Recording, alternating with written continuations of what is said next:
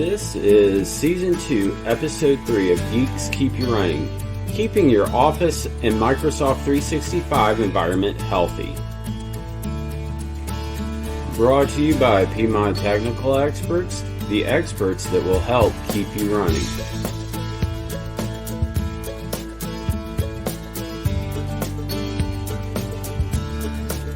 Welcome to this week's episode of Geeks Keep You Running, presented by Piedmont Technical Experts, and I'm Jonathan Beck.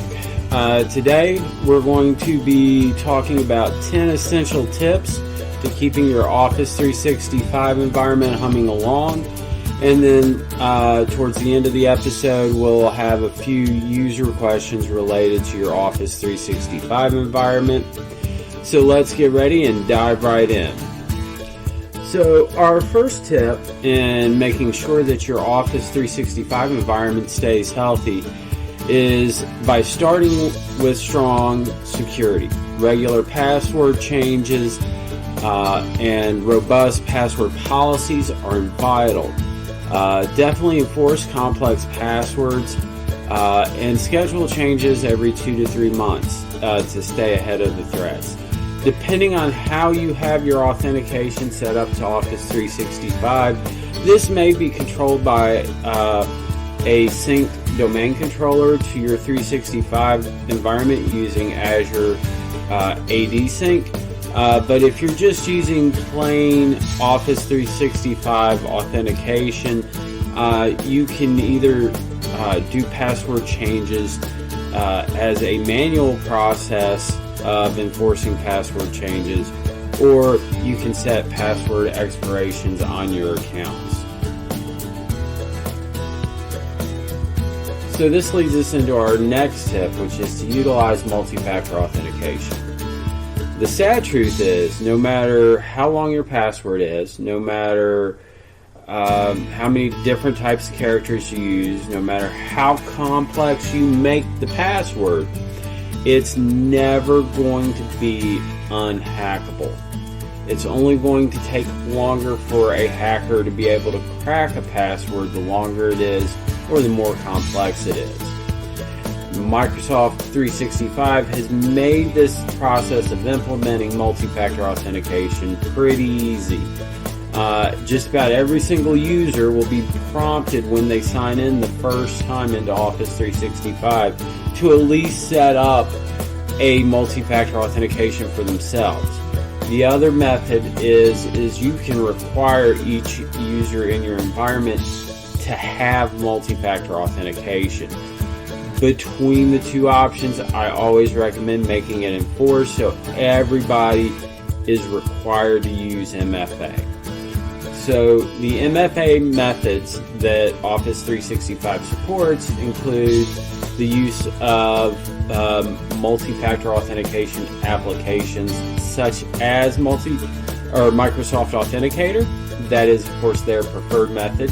But you can also use other MFA tools like Duo, Okta, etc. Outside of those applications, you can also set up SMS text messaging or even a phone call where they will call you and read a code out over the phone line for you to type in. The two that I see used most often is the MFA app and the text message. When it is enforced, Microsoft's going to require you to have two forms of MFA. Just in case you lose one, you have a backup way to access your account. So this tip, which is to perform regular data backups, sometimes will throw some people because they think because their data is in Microsoft 365, it is being backed up. The truth is, it is being backed up. But the backup that Microsoft is doing is designed more in line with if Microsoft has a disaster, not if your organization has a disaster. Or you have a user that deleted this file 2 months ago and you need to get it back. That's not what the Microsoft backup is going to do. Based on individual file deletions and apps, you will have somewhere between 14 days up to about 90 days to recover a file, which sounds great, but their backups, their deleted items, is all based on FIFO, first in, first out. So if you're getting close to a storage limit, you're going to be living towards the shorter end of that backup retention period. That's where a third-party backup can come in. If you have HIPAA requirements, if you have any kind of need to be able to recover a file from more than a month ago, having a third-party backup is critical. There are solutions that have retention periods going from monthly to annually to multi-year retention periods. And there are even some that have unlimited retention periods. So it's important to select the solution that is right for you and your organization. So this is another important tip, and that is to train the people that work for you, and train yourself for that matter, on how to recognize phishing scams. Phishing scams are definitely on the rise right now. I've seen a lot. I've had a lot of new clients come to Piedmont Technical Experts because they got phished and they needed help getting that cleaned up, getting machines secure again, etc. Being able to recognize a phishing scam and knowing what to do when you get a phishing scam is absolutely critical. So sometimes this is another one of those tips that throw people off when I say keep your software up to date. Depending on your licensing for Office 365, this could mean a couple different things. So if you're using the web-based version of Office, so you're in a business basic plan or E1 plan, for example, this means keeping your browsers up to date. That means applying your Windows Update because you want those sessions to be secure. If you're on a business standard or business premium or say like a E3 plan, you want to make sure that your Office updates are also coming down to the local application. You do not want to have a security vulnerability within your Office 365 environment because of software updates not being applied. Typically for browser updates, those may come out monthly to more than once a month depending on what's going on in the environment. Office updates, depending on which plan you're on, it's typically quarterly for Office updates, especially on the feature side. Security updates are typically released monthly or on an as-needed basis. So we're going to talk about tip 6, manage user permissions wisely, in two sections. The first section being, as a user, you should only give them access to resources that they need to complete their job. It's called the access of least privilege. So it basically means if they don't need access to a particular shared mailbox or team channel or a SharePoint site in order to complete their job, they shouldn't have access to it. Now, the other side of that is when we're talking about admin access to your Office 365 environment. Microsoft recommends that you have no more than 5 global administrators per tenant. This obviously will vary based on business need and with the partners that you work with for your IT support. But the whole purpose behind triggering an alert that you have more than 5 global admin accounts is for you to actually go in and review and make sure that the people who have global administrator access actually need it. If a user has global administrator access but they are never going to go in and reset a password. They're never going to go in and set up a new SharePoint site. They're never going to go in and set up a new team site. They shouldn't be a global administrator.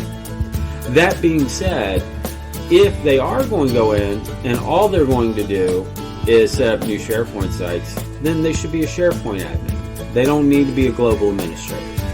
If all they're going to do is create new Microsoft Teams groups, then they need to be a Teams administrator, but not a global administrator. So again, even when you approach your admin rights, it should be based on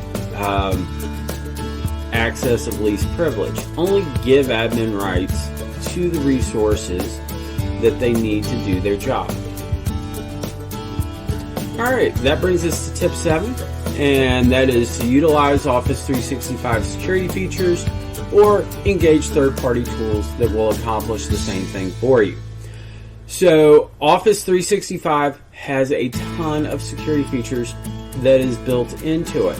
However, to utilize them, they typically require you to be on Business Premium or an E3 plan. That is obviously going to be an increased dollar spend in order to use those tools.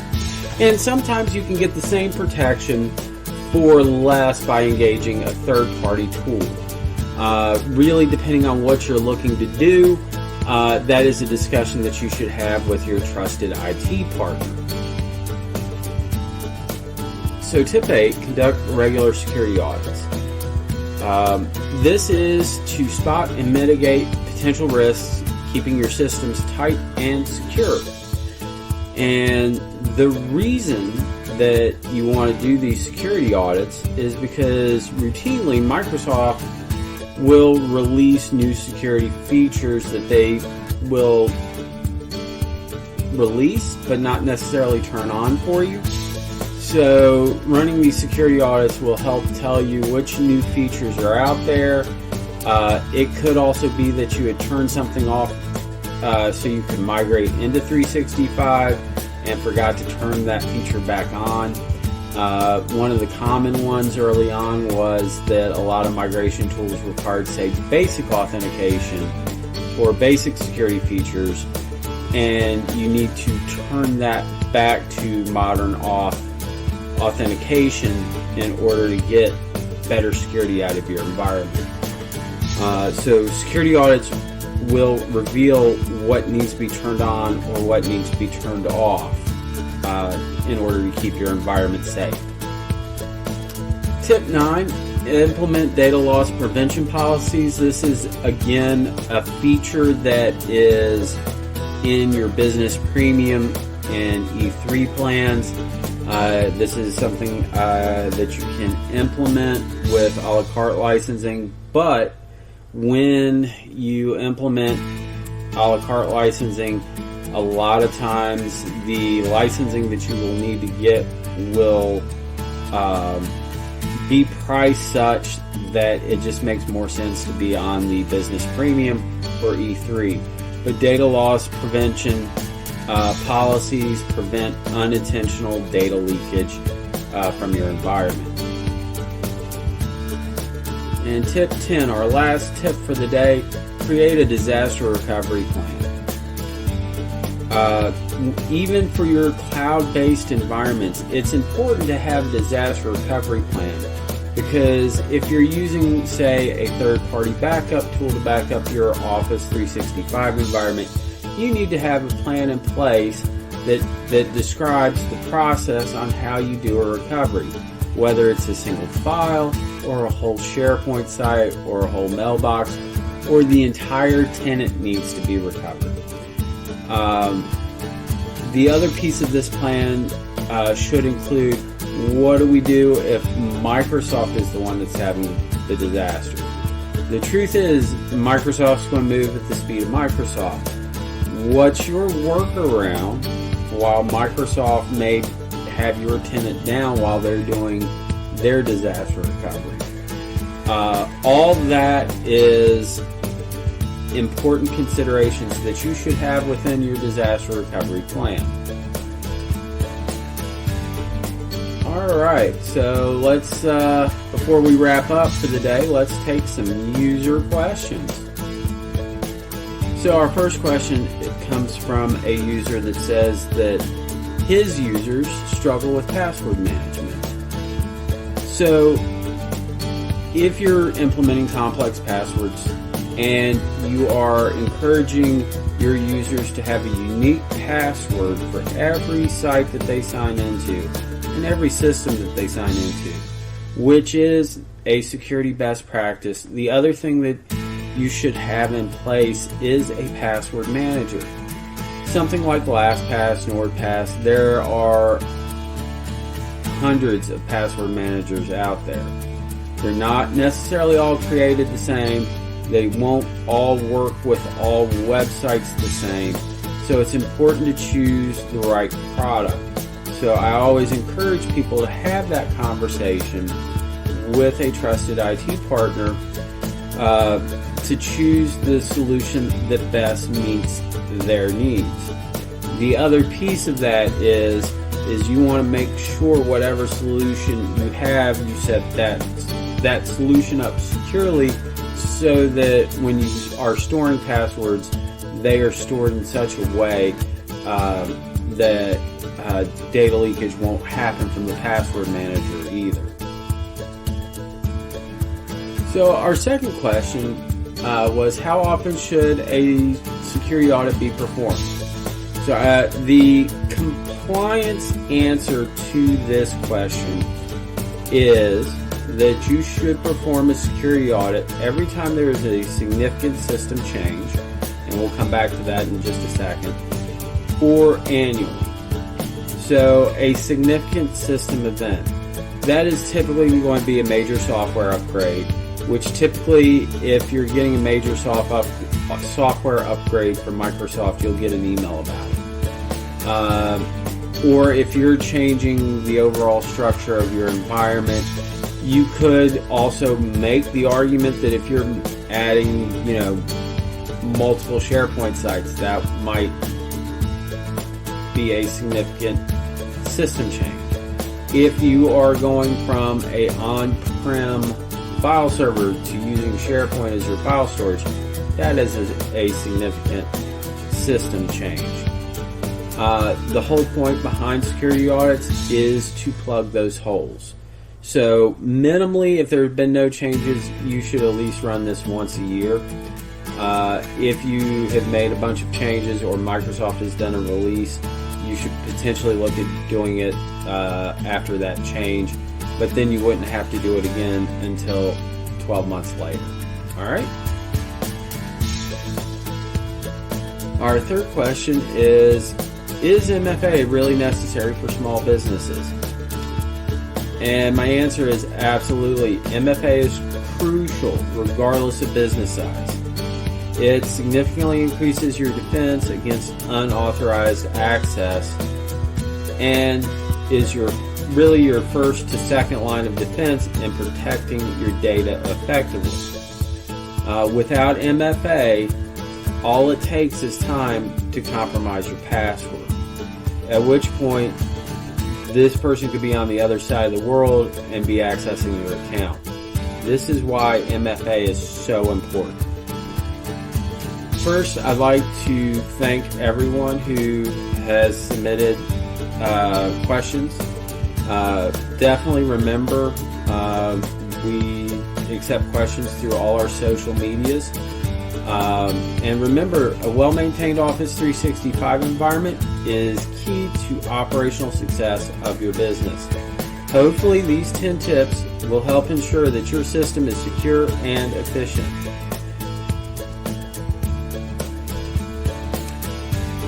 Well, that's it for today's episode of Geeks Keep You Running, courtesy of Piedmont Technical Experts. I'm Jonathan Beck, urging you to keep your tech game strong. See you next time for more tech tips and insights. And if you like today's episode, please remember to like, share, subscribe, and comment. Y'all have a great week.